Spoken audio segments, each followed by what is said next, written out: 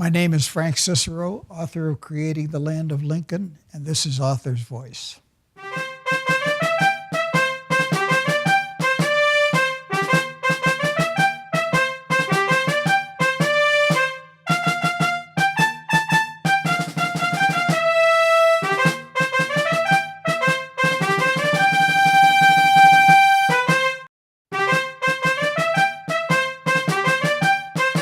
Good afternoon. I'm Daniel Weinberg, and we're here at Author's Voice, our broadcast studio embedded in Abraham Lincoln Bookshop. This is our 85th year in business, by the way, and Author's Voice a little bit less, but dynamic, and we appreciate your being with us. Of course, Author's Voice connects authors to the world, and we're going to have one or two today. If you're watching on Facebook Live, use the comments link to submit a question and include your name and where you're from so we can give a shout out and say hello. You can also order signed books of our author's book today, and you can get a first signed edition that we can send right out to you and you can have on your bookshelf. I think this is one that many people are going to want to have because it really does give us a history of the state of Illinois up to a certain point and even beyond for that matter. So I think you're going to like this book, and we encourage you always to pre-order if you can. Please like us on Facebook Live, if that's where you are, and subscribe to Author's Voice on YouTube so you don't miss any of the authors that we have. It's free. So today we have an author and a Greek chorus, actually, that are on. Frank Cicero Jr. is a senior partner at the Chicago law firm of Kirkland & Ellis. He's a past delegate to the 6th Illinois Constitutional Convention and a past author of Relative Strangers, Italian Protestants in the Catholic World. His latest work, Creating the Land of Lincoln, The History and Constitutions of Illinois, 1778 to 1870. University of Illinois Press is 270 pages and very nicely illustrated, and is $29.95, and I think a bargain for what is in this book. So very quickly, how did you pick those years? The years are 1778 is when Americans first got control of what is now the state of Illinois. It had been French and then British, and George Rogers Clark led an invasion that seized it from the French and from the British at that time.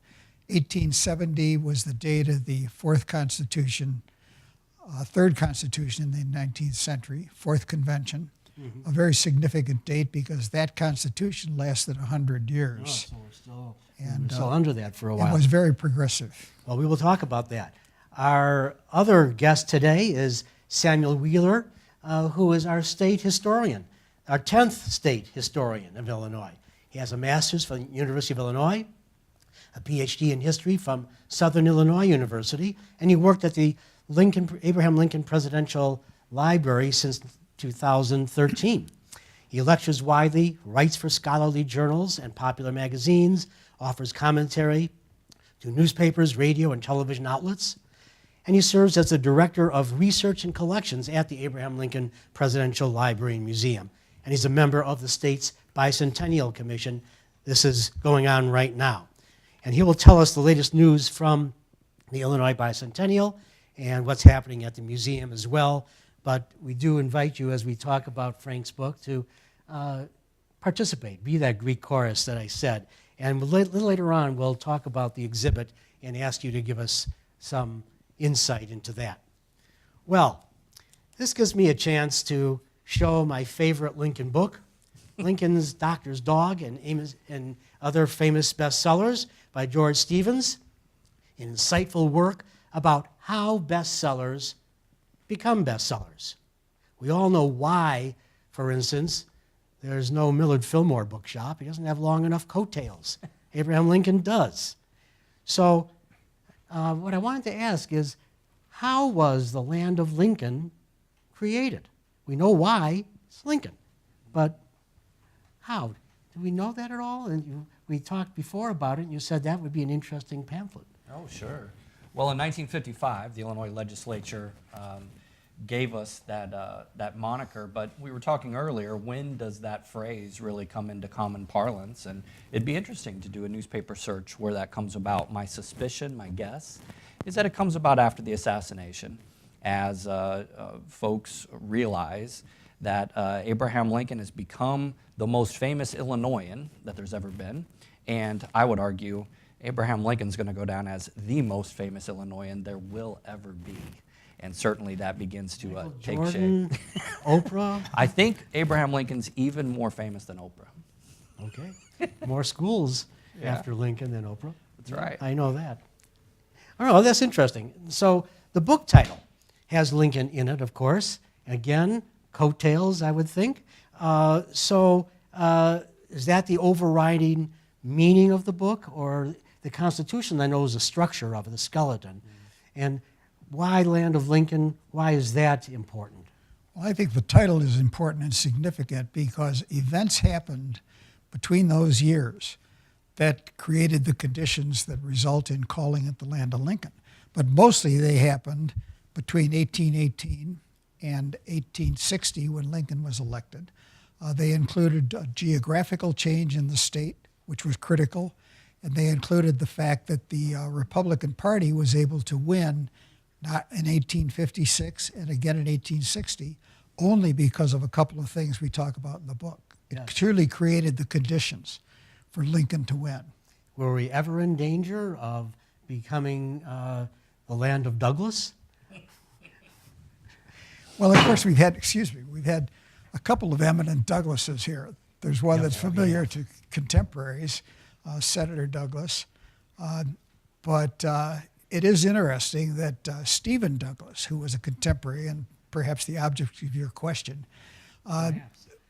since Lincoln's assassination, he has assumed an image that we all know about that leads people to assume that he was the preeminent politician in Illinois. Must have been, and that wasn't true. Stephen Douglas, whom you referred to earlier, was in fact the leading Democratic politician and the leading Illinois politician on the national scene until 1860, when Lincoln defeated him and two others in the presidential election. Well, Douglas was on the wrong side of history. That's all there is to it. That's right. We're going to show a map of the settlement of Illinois from 1821 1830. This is just a settlement of it. I got this from the Chicago History Museum, and it's on their wall. It's a kind of an interesting thing in how the settlement went from south to north and what dates those came into. It basically started out Illinois as the Western Reserve of Virginia. It was a county of Virginia at one point. And so how did they and why did they give it up? Northwest Ordinance certainly had something to do with this as well. Well, Illinois was one of 5 states created out of the Northwest Ordinance. When George Rogers Clark, whom I mentioned earlier, who was the brother of the Clark in the Lewis and Clark expedition, when he seized the state, he was a Virginian, and his venture to seize the state and his equipping of troops had been approved by Patrick Henry, the governor of Virginia, in order to oust the British and take over that land, because Virginia, as the other early states, had claims all the way west as far as the country would go. So at that time, that was the Mississippi River. And as soon as Every state had that, didn't they? From south to the north, they various all of the original went west. states had these maps with long extensions Right. going west. At that time, they ended at the Mississippi River. And as soon as Clark won, immediately, the state declared Illinois and that area a county of Virginia. Mm-hmm. And it had huge consequences for the state because there were slaves in Illinois at that time, and Virginia, was a slave state. And once Illinois became a county of Virginia, Virginia was interested in protecting slavery. And so it got into Illinois, the Illinois Territory. Well, Illinois really is a tri-state affair. It's really the South. Cairo is further south than Richmond, Virginia. And the middle area is really like a border state from Delaware to Missouri. And then there's the north. So we really were very different. And as we go along today, we'll talk about how maybe the character of the state changed because of northward movement. But that's really what we are, aren't we? Well, that's true. And what is perhaps not generally known today is that Illinois was settled from the south. Right. That point of the arrowhead, so to speak. We can tell population. Yeah, the point of the arrowhead formed by the Mississippi River and the Ohio River was the first area settled. And it was settled along those two rivers with people who, for the most part, came from Kentucky, Tennessee, other southern states. Many of them were slaveholders. Many of them crossed the state to go to Missouri. But the settlements that stayed in Illinois were in the south and did not reach any of the areas in northern Illinois from what is now Chicago on north until the 1840s, 1850s, very well on in the history. We have a question, actually, from our website. Jean from Bloomington. Thank you, Jean, for asking this question. Was there ever any consideration of Illinois being more than one state? I don't know of any. I don't know of, well, except in the sense that the only consideration I know of was that beginning in the 1840s, Wisconsin tried to reclaim a large part of northern Illinois that had been given to Illinois at the time it became a state. Well, we're And gonna I get talk into about that at length because it was crucial to Lincoln's election. It was crucial to the state we have now. And Wisconsin didn't become a state till 1848. Illinois in 1818. Governor Doty in Wisconsin made his career after he first came out there, trying to reclaim for Wisconsin the land that had been taken away from them, he said. How far in the course did that get? Well, it got to the place where in the boundary change that occurred at the time of statehood encompassed an area that now is 14 counties, 8,500 square miles. It got as far as 11 or 12 of the counties expressing their desire to secede and join Wisconsin. One of the things that induced them was that Doty promised they could have a senator elected from that area. Doty did not approach Cook County, of course, because he knew that he wasn't going to be able to get any mileage there. And it got far enough to become a condition of the first Constitution drafted in 1846, which was turned down by the Congress. So Wisconsin didn't become a state until they agreed in 1848 to lay off of Illinois, forget about those claims. That's a great story. And that's in this book. There's so many stories in this book. Of course, the structure, the skeleton, are the constitutions. But the driving force is what you said as well, that, and we'll come to that in a moment, how Nathaniel Pope produced this amount of land for us that really did change the character of the state. But before that was Ninian Edwards, and he was a territorial governor. And he expanded the electorate away from the just landowners, for instance, one of the good things that he did, but he also had some Indian troubles going on. But what was his role in attaining statehood? Because we're going to get to statehood in a moment. Well, it was... Reaction against him, maybe. Yeah, the actual process was begun by one young man, Daniel Pope Cook, after whom Cook County is named. And Cook was an ambitious young man, a Kentuckian, like Edwards, like Nathaniel Pope, his uncle, like a number of other people. And he came to Illinois and started to, and took over the paper that was the only paper at that time, and started a campaign for statehood. And he campaigned for statehood on the basis that the territorial government, which gave his fellow Kentuckian Ninian Edwards very, very important powers of veto power over acts of the legislature, etc. And he campaigned against the autocratic power of the governor and the autocratic system of the Northwest Territory, keeping this state as a territory. No taxation without representation. That's right, and he campaigned on that basis. Hear that before? And he got the he was working with the legislature, and got them to request statehood. His relative Nathaniel Pope, who was the delegate in Congress at the time, non-voting, but the one delegate from the territory, engineered statehood and in the process also engineered this addition of all this territory in northern Illinois. But Pope and Cook, two people, Cook has Cook County named after him. Pope has a tiny little county down against the Ohio River in Wabash named after him, but he was a great, probably one of the leading citizens in the history of the state. Yes, I think this book brings him out so that people will know his import as well. Of course, Daniel Pope Cook was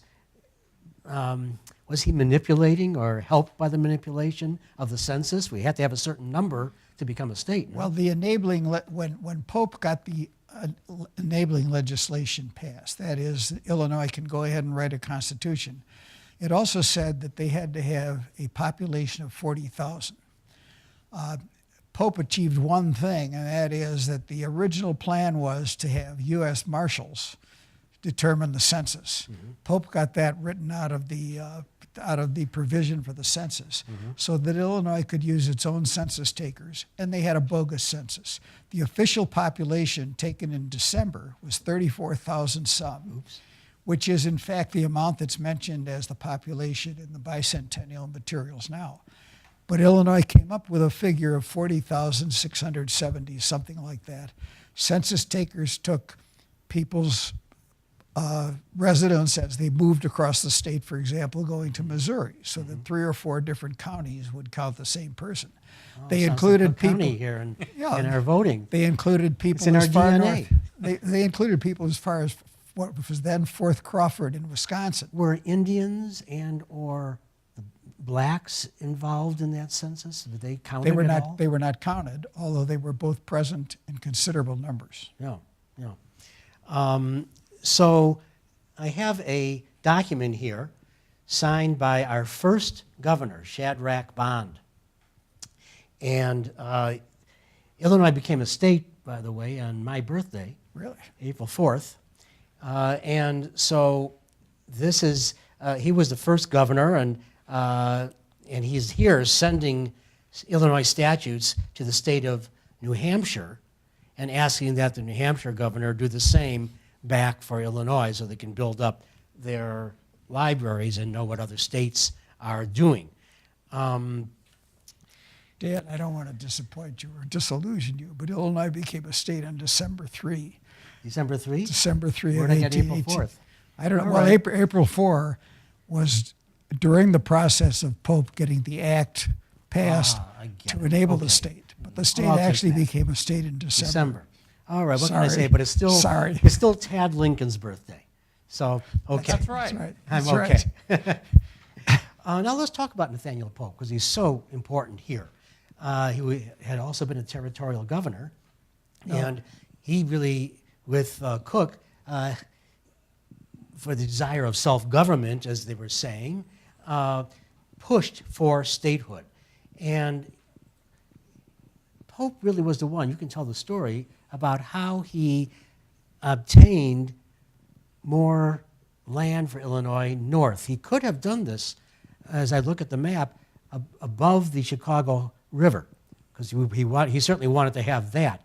But he went further north above Waukegan, and maybe you can tell me why it was a partition at that point. My theory, and maybe I'm wrong, because I'm a devotee of the Black Hawk War, perhaps it's because it took it north of the lead mines that were on the Mississippi River. You're correct. See, I'm okay for something. Two things in your question. One for two. First of all, Pope had good friends and relatives. His older brother was a U.S. senator from Kentucky. Ninian Edwards, of course, who got on board, was a relative of his. Henry Clay was a very close friend of those people. They all came out of Lexington, Kentucky.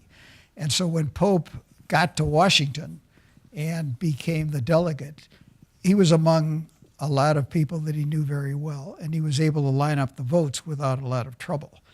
But the original discussion with Cook and Pope's original intention was to move the boundary about 10 miles north. When I say moving the boundary, what we're talking about is that under the Northwest Territory, to which you referred earlier, 5 states eventually came out of that area.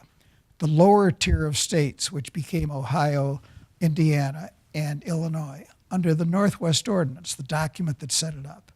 The northern boundary of those states was to be an east-west line through the southernmost point of Lake Michigan.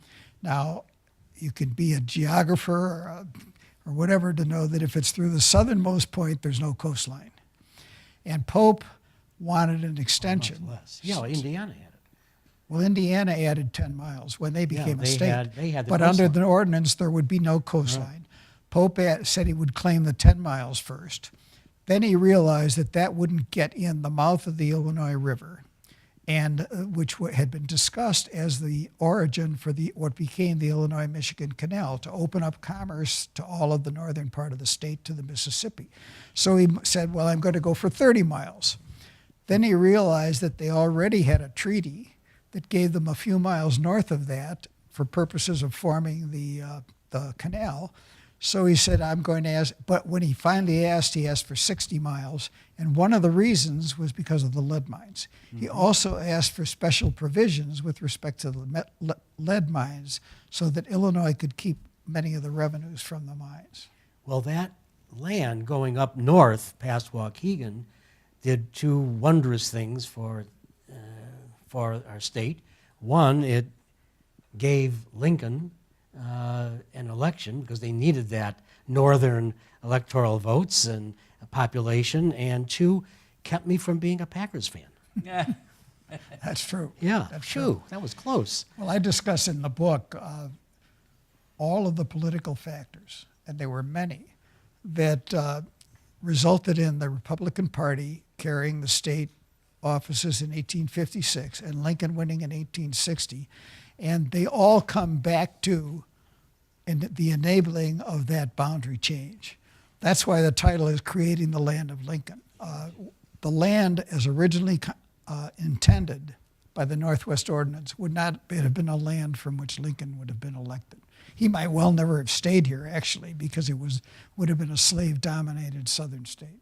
That would have been interesting where he may have gone in some other state becoming the land of Lincoln, like Wisconsin or Iowa or something like that. There's so much in this book that you're going to like and enjoy reading. All of this is fascinating material that we've not really heard about that much. Now, you were a delegate to a Constitutional Convention, CON in '69. I actually helped Elmer Gertz, and a couple of others did as well, to become a delegate there. So He was a great delegate. he was a great delegate. And also, he was one of the founders of the Civil War Roundtable here in Chicago that began in our shop over at 18 East Chestnut back then. Actually, it wasn't. It was on 16 North Michigan where the roundtable really began, but with the same roundtable that we have out here. This is a kind of a lengthy thing. Then I want to get into the constitutions.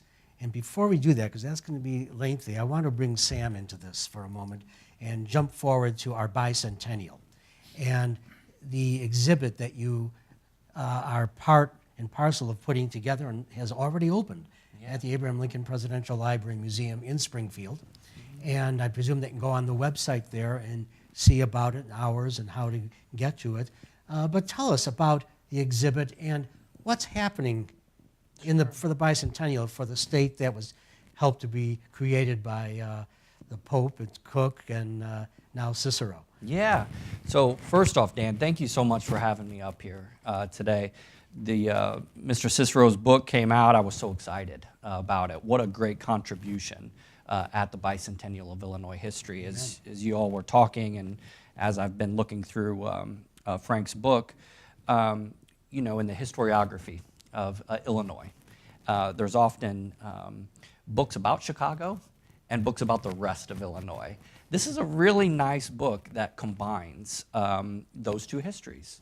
This is a book that reminds us how much geography matters in the evolution of our state, as Frank so eloquently talked about. In our exhibit at the Abraham Lincoln Presidential Library and Museum, we wanted to make an exhibit in 2018 that highlighted Illinois' contributions to the world. And in addition to agriculture, in addition to industry, we've also contributed something towards national leadership. 4 pretty remarkable individuals who went on to become President of the United States lived in Illinois. Abraham Lincoln, Ulysses S. Grant, Ronald Reagan, and Barack Obama. And in our exhibit, we frame those discussions, those biographies, by talking about Illinois. What is it about Illinois that contributed these four pretty amazing individuals? And we talk about many of the themes in Frank Cicero's book. Illinois being a microcosm of the nation at large. These individuals are able to confront some of the issues that plague Americans on the local level here in Illinois. And the very first original artifact in our exhibit in Springfield is the original Constitution of 1818. That was a real coup for us to get that. The Illinois State Archives and Dave Jones were able to loan that piece to us. And what an amazing artifact that documents the imperfections of Illinois as they started, certainly, but that's where the state begins its evolution. It becomes one of the premier states in the Union, and it all starts with that Constitution.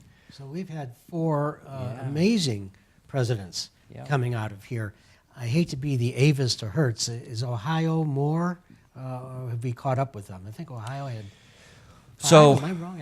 we get this question a lot. Did Illinois contribute the most presidents? And the answer is no. However, I put our quality up against almost everybody. Certainly Virginia outpaces us in terms of the queer quantity. But there's... Didn't last long, unfortunately. That's right. There's not a lightweight amongst Illinois presidents. And he would have been a good president, Garfield, I think. Ulysses S. Grant is probably the president that's the least known in that group. Even with Grant, the musical coming up after Ron Chernow's book. Oh, wow. Well, that's something to really look forward to, right? Well, it's not thought of yet. Yeah, I think that would be phenomenal. I think you said something interesting. You said many things interesting, but one of the most important points I think you make is one that we've been making here for a long time. Lincoln came out of central Illinois. And every political and social stripe went through central Illinois, a border state. And he had to learn how to deal with all of that and understand all of that. And that's what I think helped make him whom he was. Well, Illinois being that part of it. Certainly, Illinois, being in central Illinois, is integral to his makeup. That is where he begins to carve out a very complicated position on American slavery. As the country is, this is the most divisive issue confronting the nation at large. And here in central Illinois, Lincoln is doing battle with both sides on that slavery issue. It's no coincidence that Stephen A. Douglas and Abraham Lincoln were central Illinoisans. And of course, the most divisive presidential election in American history, they're both featured on the national ticket. How could it not be divisive? Led to Civil War. Absolutely. I mean, that's the most divisive as you can get. Yeah. We have from our website, Samuel from Dayton. We appreciate, Samuel, your being here. I think you've been with us before because I'll show you later. He said, I have not had an opportunity to read your book yet, and the discussion may answer this question, which it would, but we'll do it right now. But I was curious, which immigrant populations moving into Illinois after 1818 favor the abolitionist cause the most? He says, by the way, I wish I could meet you in person, Mr. Cicero, but I've been listening to the virtual book signing. We're now authorsvoice.net, by the way. A virtual book signing only for the last 12 years before Author's Voice came up. But which populations coming in favored the abolitionist cause, especially if at the beginning we were Virginia-oriented? Well, there's several things that are interesting in response to that question. Thank you for the question, Samuel. One is that, and I was going to comment on this, while the book refers to constitutions, and people might say constitutions are dry things, why that? It talks about constitutional conventions, because constitutional conventions are very revealing of history. They are delegates elected for just one purpose, to write a constitution, and they tell everything about what the state of the state was at that time. Significantly for your question, The biggest and most emotional issue in every one of the constitutional conventions in the 18th century and 19th century was, do citizens have to vote, or can aliens, non-citizens, vote? And the first three conventions all allowed residents who were not citizens to vote. But it was controversial because the influx of population in the North, coming from New England and Irish immigrants, 100,000 Irish immigrants came in to work on the Illinois-Michigan Canal. Many others from the North who were opposed to slavery or who were immigrants opposed to slavery were the ones that created the impetus for the Republican Party to win, and so on. Very interesting comment. David Davis, a name we all know, holding his first elected office was to the 1847 Constitutional Davis Convention. was connected with Lincoln. Of course, he was a judge on the Eighth Circuit that Lincoln went around, Right. and he actually became the campaign manager Right. for Lincoln in 1860. And then Lincoln appointed him to the Supreme Court, Right. and he later became a senator from Illinois. Davis wrote to his father-in-law during the 1847 convention, and this remark will strike home. He said, if the Irish had only voted 3 times and not voted more in the 1840 election, the Whigs would have been fine.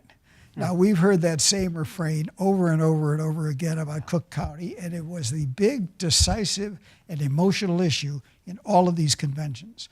The abolitionists came from the East, from abroad, and they settled in the boundary added territory, the Illinois-Michigan Canal and north. Weren't many of them, if I think of the elections in 1860 especially, the Germans seemed to really favor Lincoln and Republicans. The Irish, not so much. Right. Even though they voted 3+ times, it seems that they couldn't carry Cook County. Right. So it was really a German population that did that as well. But population, maybe Matt, we can show the second and third population maps that are in the book that show how the rise of population occurred. Here we are in 40, a lot different than it was in 20. And if we go to 60, wow, look at that. And how the burgeoning of Chicago and that part that could have been Cheeseheads up north of it, where I live, also gained a lot of population. And so it was that northern impetus that really helped the Republicans, yes? Yes, definitely. One other comment just with respect to the previous question part, but there were also, the 1847 convention had a big fight over whether only whites should be allowed to vote or whether blacks should be allowed to vote. And a lot of the support for black voting came from these northern counties, Swedes and others from western Illinois, in addition to the people that you mentioned earlier.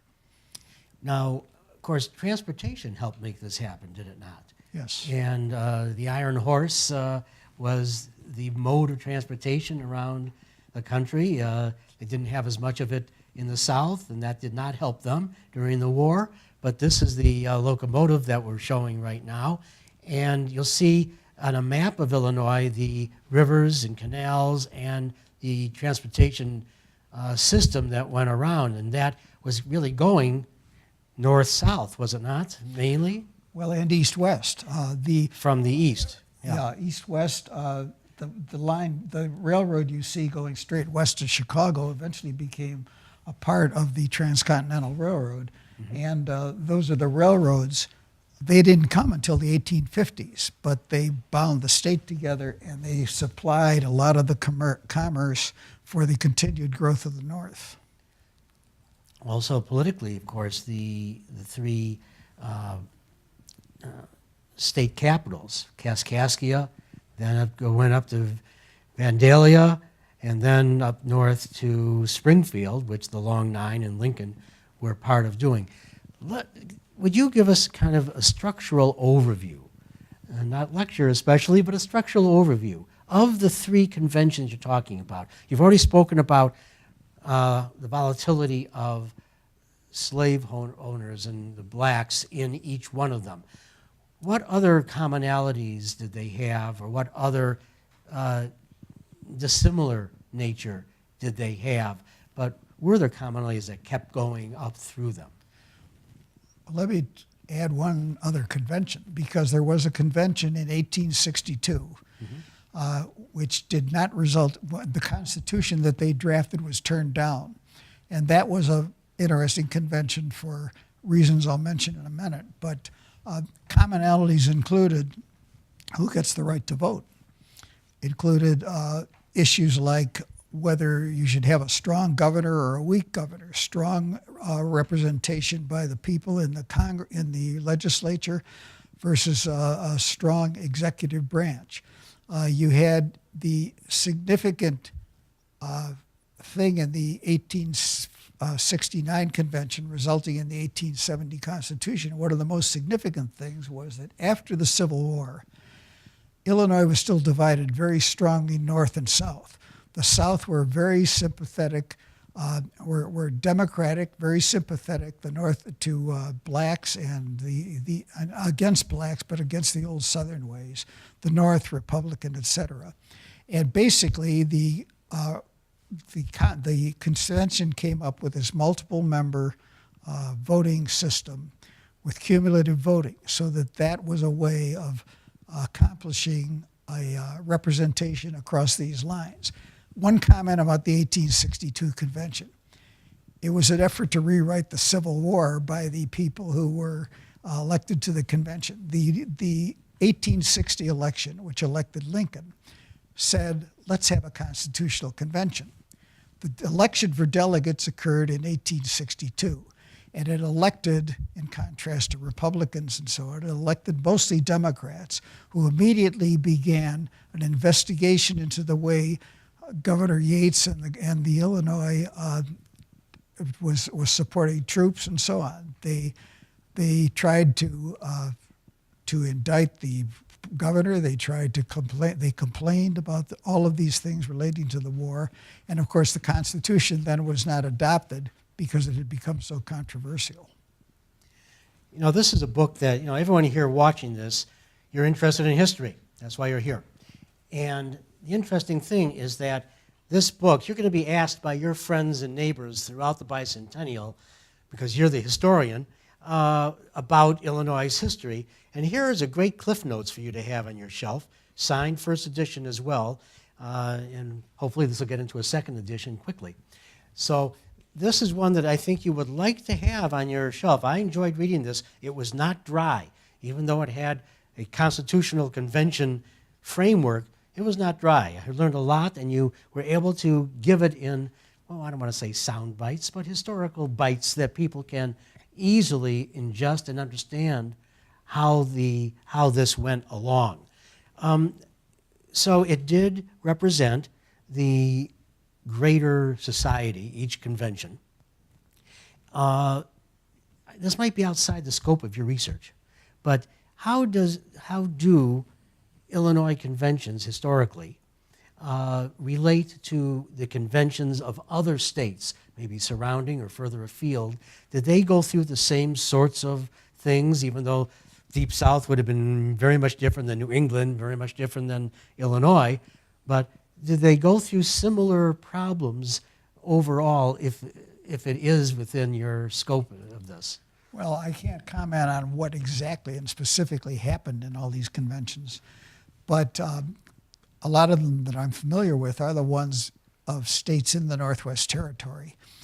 And they all fight many of the same issues because they relate to who gets to vote, first of all. Secondly, they decide what the structure of the government is going to be. So are you going to have a governor and a whole long list of elected officials or not? What kind of legislature are you going to have? Are you going to elect judges or not elect judges? And those are big issues, and they're common issues to all of these conventions.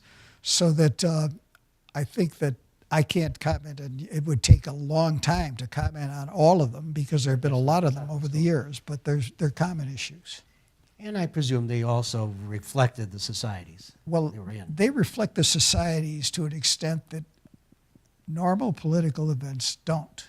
And this comes back to why I write about conventions. For example, the comments about blacks and Negroes which were made in 1847 convention when they were complaining about the number of free blacks coming into the state, because a transition occurred at that time. There had been a lot of slaves in the state, and the slaves were dying off, so on.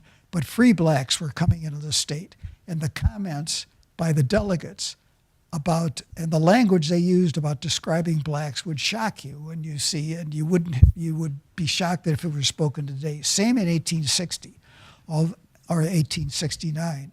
Although the 15th Amendment had given blacks the right to vote, that was relitigated in the convention. There were delegates in the 1869 convention that did not want blacks to vote in Illinois, and they gave outrageous reasons to our thinking now as to why they shouldn't. So they're meaningful. Yeah, well, and the war was meaningful.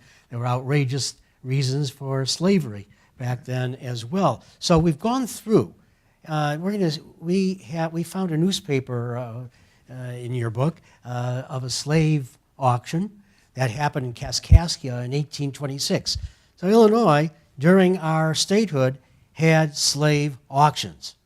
And there's a notice below it where a Martin Barker, who was a Negro man who had run away and hopefully made it, but the owner trying to get him. But there were slave auctions in here. You've told, and of course, slavery is a recurring theme throughout your book. How can it not be?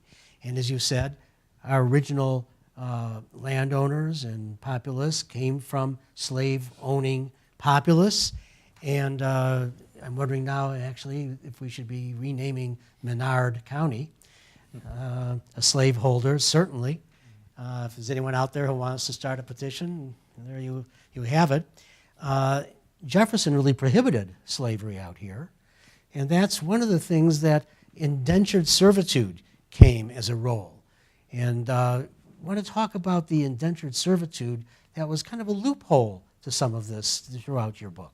Well, it was, yeah, that definitely was the case. The Illinois constitutions had language that prohibited slavery, but as was also true of the Northwest Ordinance. But then they set up this system of allowing voluntary indentured servitude. Now, anybody that reads history knows that indentured servants are how a lot of the eastern states were populated. People got their shipping, their passage paid in order to become indentured servants. But in this case, the slaveholder could have his servant enter into a allegedly voluntary contract for a period of time. And so the device that was used was the indentured contract and the indentured servitude, which supposedly were voluntary. But if a black who came as a slave from another state did not sign on, they could be deported back to the other state within 30 days to be back in chattel slavery. Mm-hmm. And you mentioned Elmer Gertz earlier. Elmer wrote a very good book shortly after the convention about the 1919 Illinois Black Code, because the Black Code was as severe as any black code in the country, applying to these servants. Couldn't be away from their master's place without permission, whipping for all kinds of things. And it was a device that was the same as slavery. In fact, the censuses and the U.S. Census called them slaves, but it was under a different name. Well, Sam, I want to ask you, how did that impact Abraham Lincoln? Sure. I mean, he had to fight for his ideas, and people still say, Lerone Bennett was here in Chicago, and he talked about this in a book, that Lincoln really wasn't against slavery.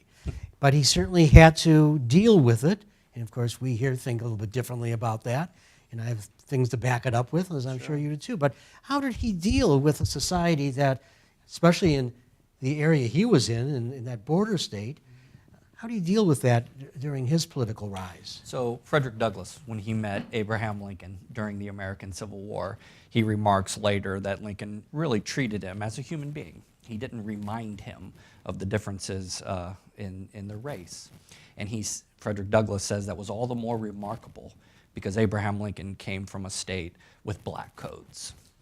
And so Abraham Lincoln certainly lives in the state of Illinois, where we have this complicated relationship with slavery by a different name. When Mr. Lincoln is a member of the Illinois legislature, for instance, the Illinois legislature was petitioned by several southern states. They were asked to issue a resolution on against abolitionists. Mr. Lincoln is one of a very small number of those members of the Illinois legislature that votes against that resolution, which passed overwhelmingly, by the way. And he takes it a step further and actually issues a protest statement against slavery, calling it an institution founded on injustice and bad policy. Abraham Lincoln carves out, as we said earlier, a very complicated position on slavery. He's not an abolitionist, by the way.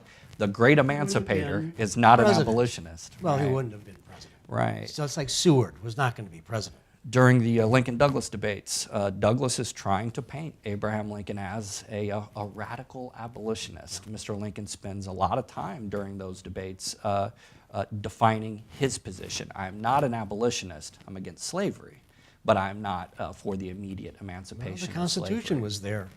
The Constitution's there, and then as President of the United States, the war came. And that gives Abraham Lincoln that moment to rewrite American history, to attack slavery, to save the Union. He did allow that war to come. We all say he was not a war president, but he felt, and in the letter to George Robertson back in 18, he said that he felt the only way slavery was going to end was through war. The tug's going to come, and it may as well come now rather than later. Exactly it. There are a couple of names that I'd love just quickly for you to mention. Edward Coles, Cole County. How is he involved in our state history? Very interesting man, aristocrat from Virginia. Family is close friends with Jefferson and Madison, Monroe, all the others. Slave-holding families. He owned a lot of slaves and a lot of wealth. He came to Illinois once to watch what was going on at the convention, the first convention and so forth. Then he went home and came back to Illinois with a number of his slaves. And while they were on their way down here on the Ohio River, as they approached Illinois, he freed all the slaves and told them that he would give them land in Illinois and so on, but they would be free. He then became the third governor of the state through, the second governor through a split election, basically, and opposed the slavery and opposed the codes that were ultimately adopted.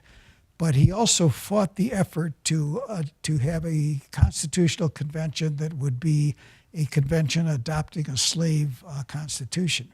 And he spent a lot of his own money and campaigned against it and so on. And the election was won by the opponents of having a slave convention with Coles in the leadership.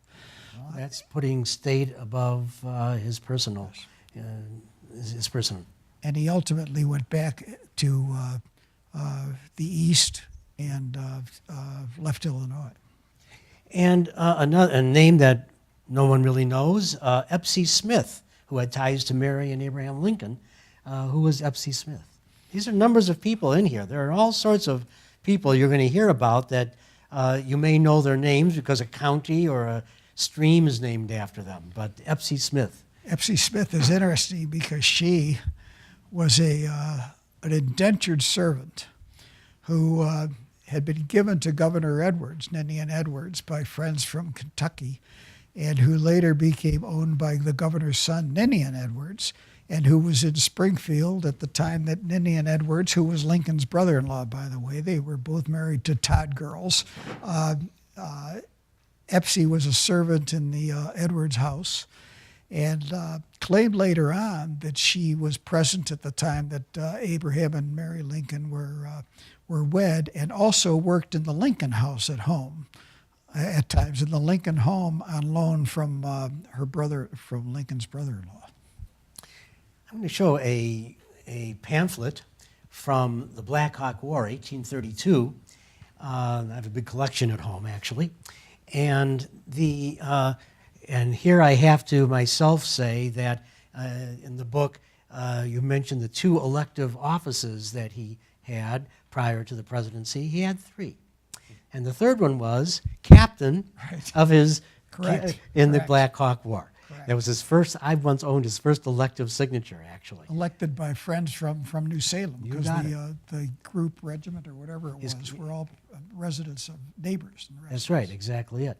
And that gave him a big boost. What did he say, if you remember? Of all the successes I've had, that election is the one that has given me the most pleasure. And he writes that in his campaign autobiography for the election of 1860. I find that remarkable. How important was it to be a veteran of the Black Hawk War if you wanted to become a congressman or senator or any elected official after the War of 1832? Well, I think it was really important.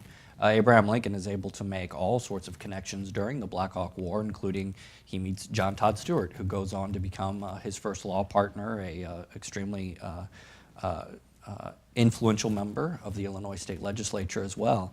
After the Black Hawk War, yeah, it's a sort of fraternity that these individuals are a member of. And if you're of the right age and in the 1840s, you want to run for office and you weren't a member of the Black Hawk War, yet you were in Illinois, what was the matter with you? Why didn't you serve? Yeah.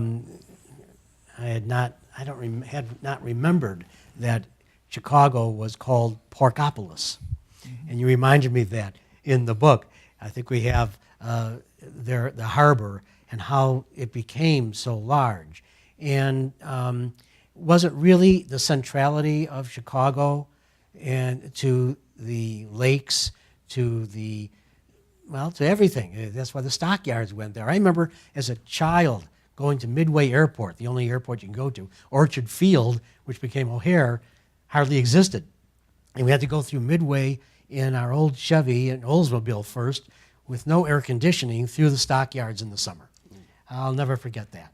And so it was the stockyards, the Mississippi River, the canal, all of that brought Chicago to prominence, really? Well, 2 or 3 things. Porkopolis was a title that Chicago bragged about when it seized it, I think, from Cincinnati during the Civil War, because the Civil War was one time period that Chicago boomed. The blockage of the blockage of the Mississippi River, the Ohio River, cut off St. Louis, Cincinnati, a lot of cities that were competitors of Chicago, and Chicago boomed during the Civil War. But even before that, the Illinois-Michigan Canal, opening commerce to the Illinois from Lake Michigan to the Illinois River down the Mississippi, added a great deal for agricultural commerce and other commerce in northern Illinois, as did the railroads. So that those things were all important to Chicago and its location, but its location was important only because it had been added to the state. Mm-hmm. And there's a timing here where there was some luck involved in a sense, because the railroads came through in the 1840s and basically in time put the Illinois-Michigan Canal out of business, so that the fact that the canal was the primary source of transportation for a long time made a big difference to Chicago's growth. Last question before we're coming close to the end of our time. You talk about Lincoln's legacy, and specifically the 14th and 15th Amendments. And how did that move Illinois toward a more progressive civil rights movement, especially you talked about it already in the '69 convention, but how did those two really produce the Illinois that we know more today? Well, Illinois, I think, the Illinois Convention in 1869 is probably a good example of what I assume occurred in a lot of other conventions. Some of these issues, like voting for blacks, being a lot of blacks having the right to vote, and some of these others, would have probably been very close questions in the state had there not been the passage of the 14th and 15th Amendment. And this has always been true of things. Illinois lagged behind, for example. One of the interesting things is that women's suffrage was written into the 1869 Constitutional Convention on second reading and knocked out later on. And it took until the passage of the U.S. Amendment before women were given the right to vote. The 18-year-old vote was rejected by the voters of Illinois when it was one of the alternatives put up forth by the convention I was in 1970. Voters stuck with 21, and within a few months afterward, the U.S. constitutional provision came into effect, making 18 years the age for federal elections. So that the actions of those, the presence of those amendments made a great deal of difference. Well, that's why this book is kind of important. I think Illinois is a touchstone for the nation, being, as I've said, so lengthy, going so far north, going so far south, that it had everything in it. And others in other states, you're all going to benefit from hearing this because there'll be echoes of your states in here as well. And there's a lot more in this book that we haven't covered, especially that will bring it more to our age today, from the 1870 convention on to the 1969 we're talking about with you, that because of the continuity that still occurred all the way up from the 1870 convention. And you're going to read about that, and women's suffrage is in here, and other things that we have not been able to touch on as yet that I think you'll benefit from. So, we appreciate you're all watching. Let's talk about what's coming up in Author's Voice. April 20th at 3 p.m., Stranger Than Fiction, hosted by our own Bjorn Skaptason. We'll have Ace Smith here, The Pitcher and the Dictator. You're going to like this book, an interesting one that brings in baseball as well as a dictator. A double header on April 27th, Lit with Love, hosted by Sonali Dove at 12 noon. We'll have Lenora, I think, Bell, What a Difference a Duke Makes, which is her latest novel. And then at 2 p.m., also April 27th, we'll have Solved, hosted by Libby and Sebastian, and she'll have Sebastian Rotella, Rip Crew, which is her latest thriller. So we'll have Lenora Bell and Sebastian Rotella. I think you'll like that on the 27th of April. So if you ever want to order a book and ask a question even of us, authorsvoice.net. If you're on Facebook Live, we much appreciate your watching us there, and I hope you'll return Facebook Live to watch Author's Voice. And if you're on YouTube, you can still order books, and right under the link on the title. And we hope that you will share from YouTube with everyone else and enjoy our brand of bringing authors to you and to the world. So, Sam Wheeler, thank you so much as a state historian being here. I think everyone should get down to Springfield during this bicentennial time. And also, I'm sure there are local bicentennial exhibits and other things going on, so they should look for that. I hope they can get that on the state website, yes? Yeah, so come see us at our museum. You can see that exhibit from now through the end of the year, and you can go to Illinois200.com to learn what the Bicentennial Commission's up to. And, of course, creating the land of Lincoln. Frank, thank you so much. We're so happy that University of Illinois Press got you here. I think this is going to be a wonderful book, and congratulations on it. We appreciate your being here. Appreciate everyone watching us. Thank you very much. Our pleasure. And thank the staff of Abraham Lincoln Bookshop and, of course, Author's Voice. And we hope you will return and watch our website, because you'll see what's coming up, the next shows, and you can always go back to the shows you love and see the programs that you would like to share with others as well.